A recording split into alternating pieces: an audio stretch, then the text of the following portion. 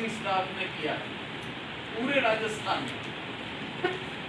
24 घंटे अहर्निश सुबह शाम दोपहर और रात को पॉजिटिव वार्डों में रह करके नर्सेज ने कोरोना के पेशेंटों का ध्यान दिया, उनकी सेवाएं की और हमारे स्टाफ के कई लोग उस दुखद घड़ी में दिवंगत हो चुके।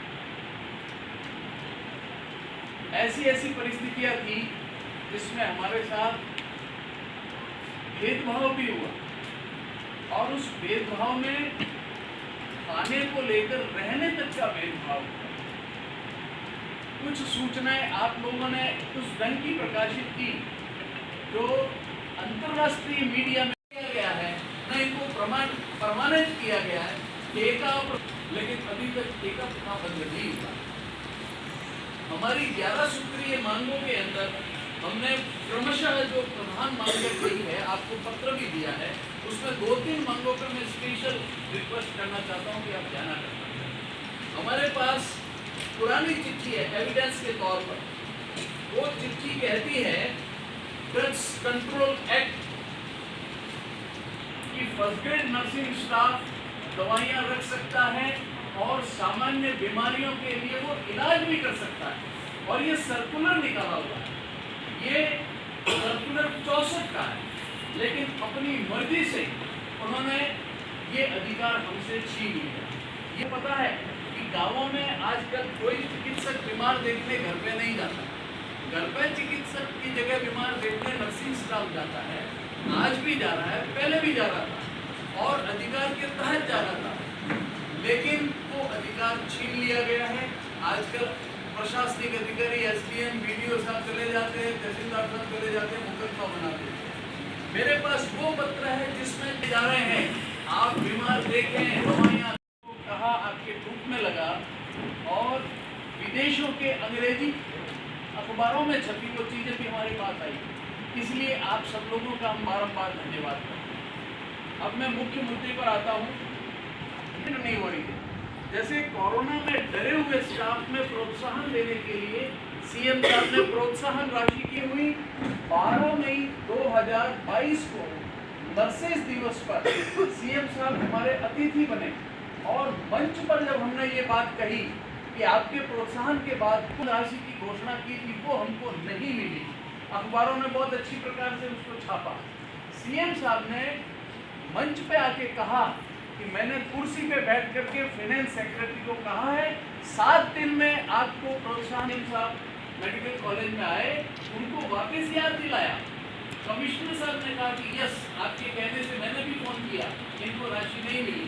प्रिंसिपल साहब ने हमारा समर्थन किया, तो सर्किट हाउस से प्रिंसिपल साहब को कहा कि क्या क्या और डिमांड्स है, मैंने क्या क्या घोषणाएं की है जो इम्प्लीमेंट की हुई, लेकिन आज दिन तक की वो राशि हमको नहीं मिली। ये हमें सीएम साहब की नीयत पे 100% से ज़्यादा भरोसा है।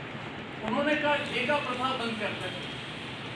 नर्सिंग कर्मचारी ठेके का मजदूर 7,000 रुपये की तनख्वाह पे काम कर रहा है और पास में 1.25 लाख की तनख्वाह पे काम कर रहा है। आप उससे कैसे अपेक्षा कर सकते हो कि वो प्रामाणिकता से पीड़ित मानवता की सेवा करेगा? नहीं कर सकते। सीएम साहब गिरीश कुमार जोशी, कार्यकारी प्रदेश अध्यक्ष राजस्थान नर्सेज एसोसिएशन।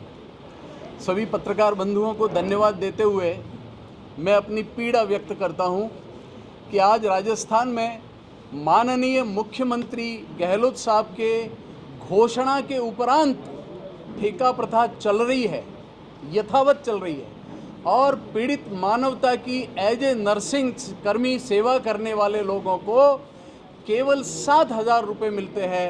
हम चाहते हैं कि उन ठेका कर्मचारियों को यूटीबी अथवा संविदा नर्सिंग के रूप में कन्वर्ट किया जाए।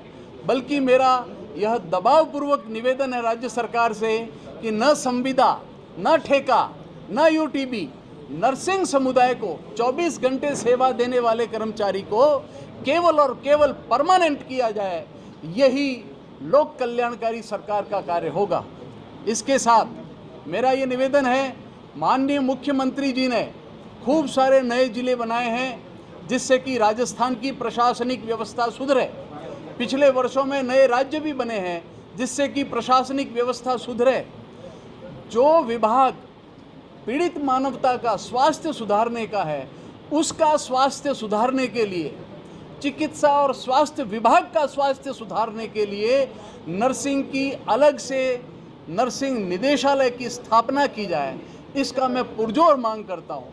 नर्सिंग निदेशालय की स्थापना होने से ही नर्सिंग समुदाय, जो चिकित्सा विभाग का बहुत बड़ा समुदाय है, शिक्षा विभाग के बाद दूसरे नंबर पर इसकी संख्या है।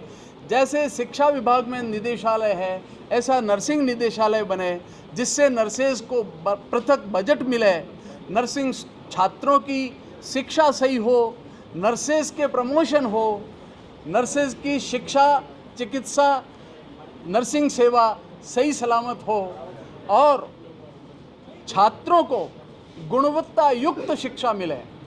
उच्च शिक्षित नर्सिंग समुदाय को उसकी शिक्षा के अनुरूप और अनुकूल वेतन बढ़ा हुआ मिले, उसको शिक्षा लेने के लिए अवकाश की स्वीकृति मिले।